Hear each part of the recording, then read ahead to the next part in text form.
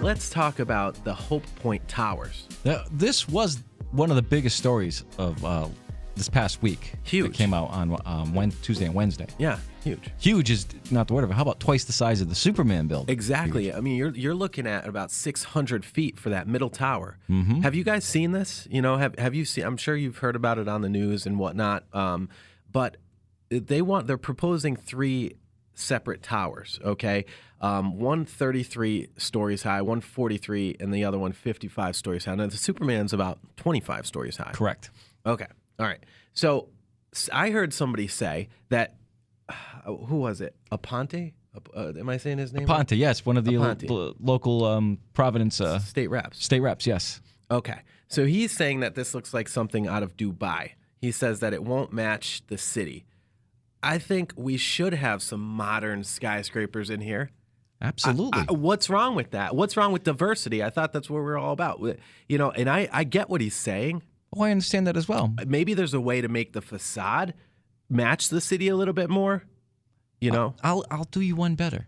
What about in the early 90s when Buddy Cianci came back and revamped downtown?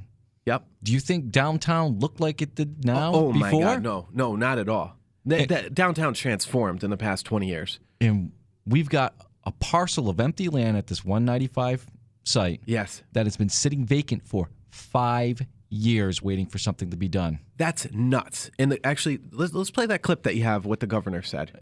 Actually, Governor Gina Raimondo was on with Bill Rapley from NBC 10 on Wednesday night, and this is what she had to say about the land development. I'm pleased that we have a developer who's interested to invest in Rhode Island.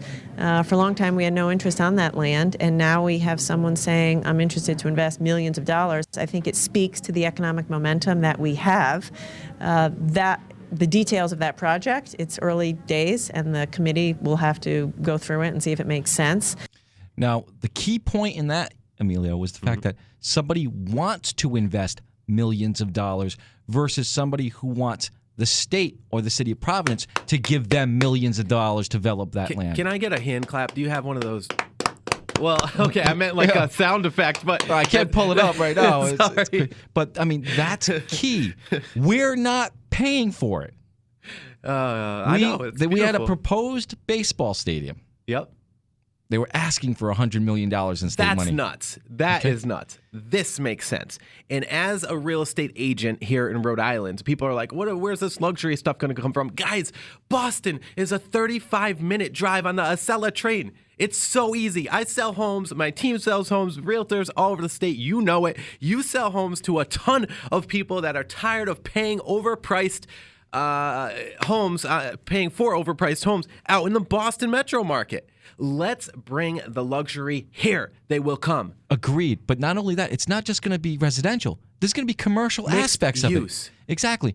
Now, there have been businesses who've been interested in moving to Rhode Island. They've looked at that Superman building. Yeah. And unfortunately, the thing's a mess. It needs to be renovated. Yes. This will bring business to Rhode Island. Thank you. Which means jobs. $400 to $500 million in construction expenses on this. Jobs, a ton of jobs. But it's not only temporary jobs. Guys, think about the companies out there that we have, the local companies that have to wash the windows, that have to maintain the thing. Think about the companies wiring those buildings, constructing those buildings. All of the people on the bottom floors of those towers working in the supermarket, working in the other, whatever stores that they had, the cafes, whatever it is. Think about how beautiful that is going to look driving through the new 195 over there, driving through the 95. I mean, guys, this is big stuff here, and we should be supporting this. Unfortunately, it's the mentality of the state a lot of times is they don't like change. They fear change. But you know what? We need change. We change need is a good. lot of it, yeah. And you know what? So we've reached out to the governor's office. We're hoping to have her on the show.